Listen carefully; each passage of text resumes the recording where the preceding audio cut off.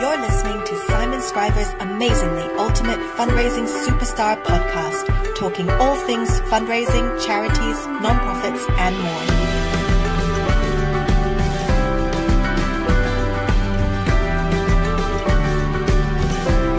Here's your host, as always, Simon Scriver. Yes, 'tis I, Simon, back once again with another quick tip for better fundraising. It's that time of week again where we spend less than 10 minutes, really as short as possible, just giving you some tips, some tricks, some guides, some step-by-step practical help to do one element of your fundraising better. Sorry, I nearly swallowed my tongue there.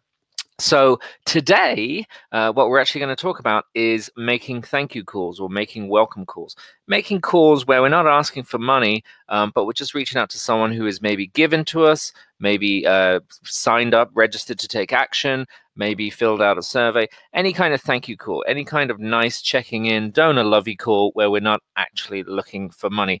And these kind of calls are very often neglected.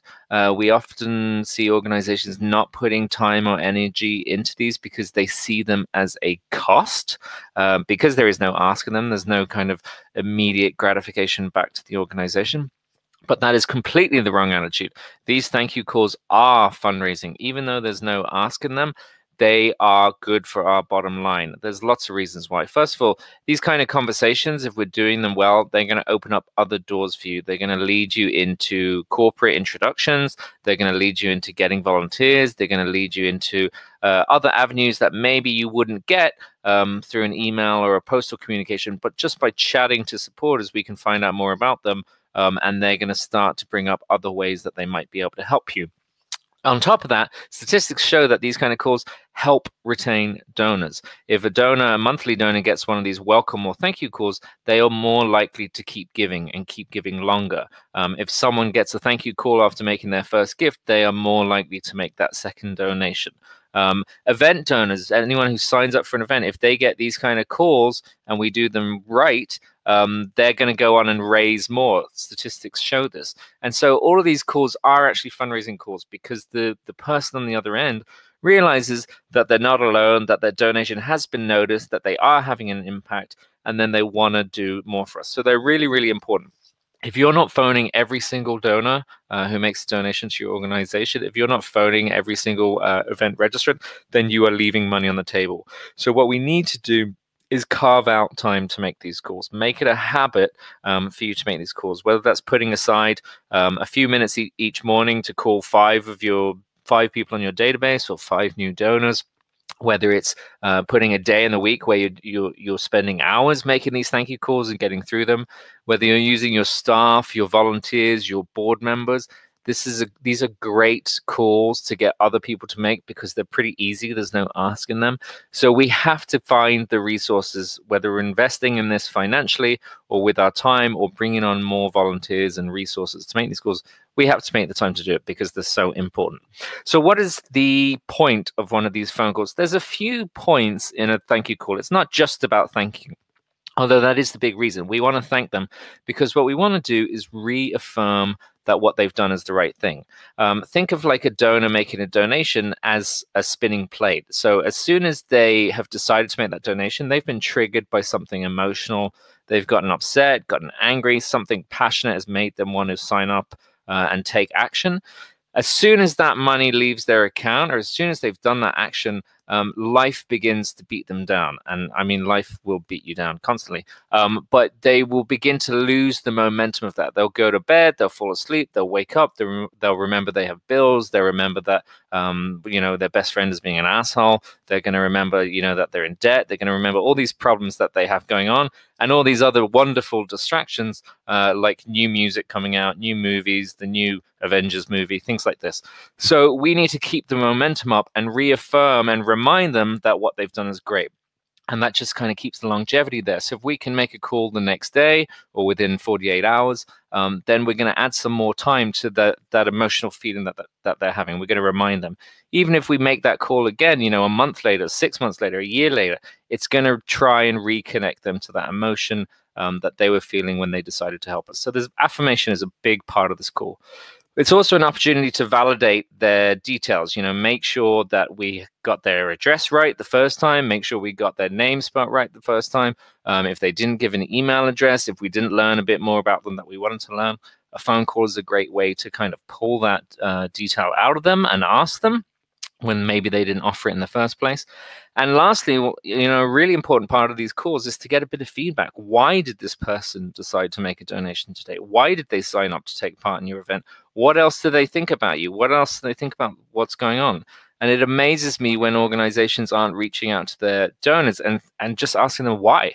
Do you mind if I ask you why you decided to make a donation today? Do you mind if I ask you why you went out of your busy schedule living in this shitty world to log onto our website and make a donation?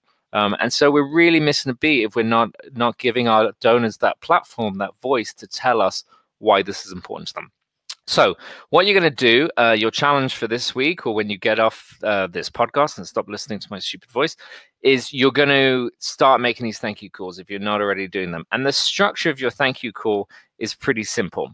What you're going to do is you're going to introduce yourself, try and build a bit of rapport, try and show that they've made a donation or that they've signed up, identify how you've got their details. So whether it's because they went to an event and you captured the number, whether it's, you saw that the donation came in and that's fantastic, just try and show them that this isn't a cold call. There's a reason for you calling, and try and get a bit of yourself across, a bit of human element of yourself. You want to be kind of friendly and chatty as much as possible. So we're going to introduce ourselves and build a bit of rapport. Then we're going to thank them. We're going to clearly thank them for whatever they did, and we're going to gush. You cannot thank someone too much, and you have to find that genuine feeling within you to get across in the thank you. Whether you're grateful because they're helping you achieve this mission that you care about, whether it's simply because they're paying your salary, whether it's because they're helping you get to your target, whether it's just because you realize that they're lovely people, you've got to find that genuine thanks in you, and you've got to get that across. You've got to gush over them. Then we're going to check their data. So do a bit of research before you pick up the phone and just make sure they're not on your database somewhere else. Make sure you have whatever details you need of them. See if the email address is maybe missing. See if the address doesn't look right. And just ask them here, hey, do you mind if I just check with you? Have I got the right spelling of your surname here? Have I got the right spelling of your address? Because there seems to be a line missing. I noticed you didn't provide your email address. Was that on purpose? Or do you want to hear updates about how we spend your donation? So just kind of check in and fill in the gaps here, because we want to make sure we can maintain contact with them and do it right. We certainly don't want to be spelling their name wrong or anything like this. So this phone call is a great opportunity to make sure we have everything right. Then we're going to go on to the section of feedback. We're going to ask them, hey, do you mind if I ask you why you made the donation today? Do you mind if I ask you why you signed up to the event? What are you looking forward to from this event? Have you, shared this on your Facebook yet? Is there anything stopping you? Do you know how to fundraise for this? Do you need any tips? Do you need anything from us? Anything we can ask them, the more open the question, the better. But let's get them talking. Let's make it feel like a conversation.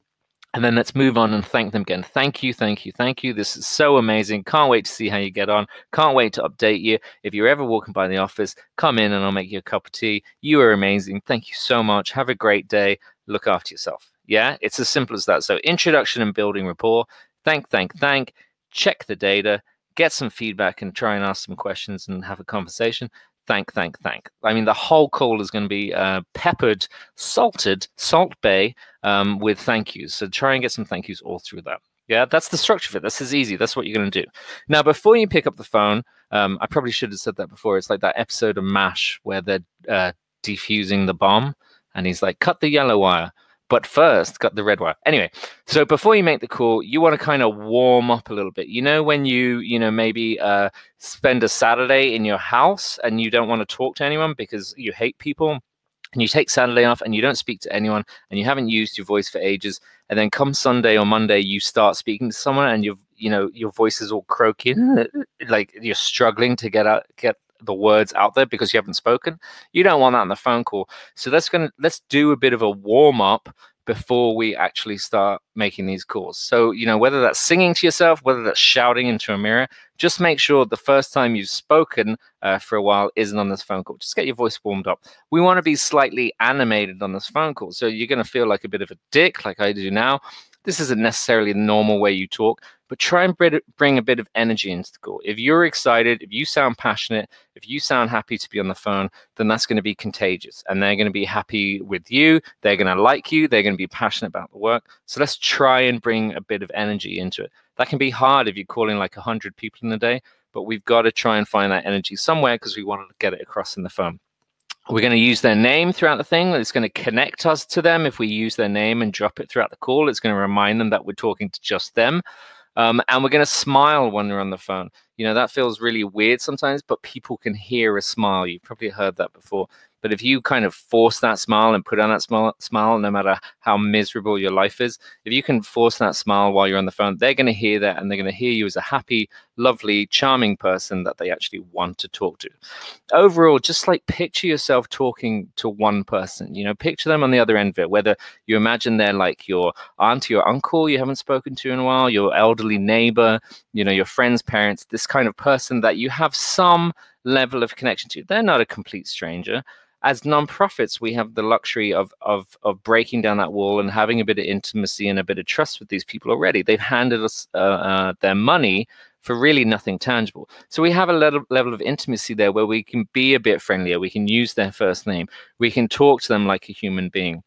Try and get that across in the call, and don't sound like a bank or a credit card company or a robot calling these donors, and make the person feel like you're just talking to them. It is one person calling one person. You have noticed their action. You have noticed their gift. So none of this language of, you know, we're calling all of our donors today. We're calling everyone who signed up. No, the feeling you want to get across is you came into the office, you saw, oh my God, look at this. John made a donation today. I'm going to call up John. I'm going to tell him how amazing he is. And I'm just going to make sure we have the right address from him. And I'm just going to see, hey, what was John thinking? And so we want it to feel like one person calling one person. And that is the most important call that you've made today, because we want them to feel like the most important person in the world for having taken that action and supporting you. So go ahead and try that. Get off this podcast. Stop listening to my stupid voice. Start making these thank you calls. They will raise you money. They will make you feel great, and they will make your donors feel great. Start making these calls. Make it a habit in everything you do, and do it. Let me know how you get on. Let me know if there's any other future topics you want me to cover in the coming weeks with these quick tips, better fundraising. And tune in for the next podcast, which is going to be another interview with someone amazing. And we'll be back next week with another quick tip for better fundraising. You've been listening to Simon Scriver's Amazingly Ultimate Fundraising Superstar podcast. Don't forget to subscribe and head over to changefundraising.com to learn more or get in touch with Simon. Or don't. Whatever. You're big enough to make your own decisions.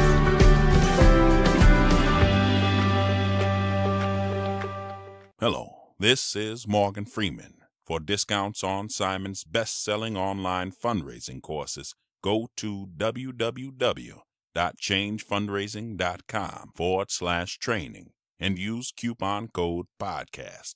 Complete them in your own time, wherever you want. Get busy living or get busy buying.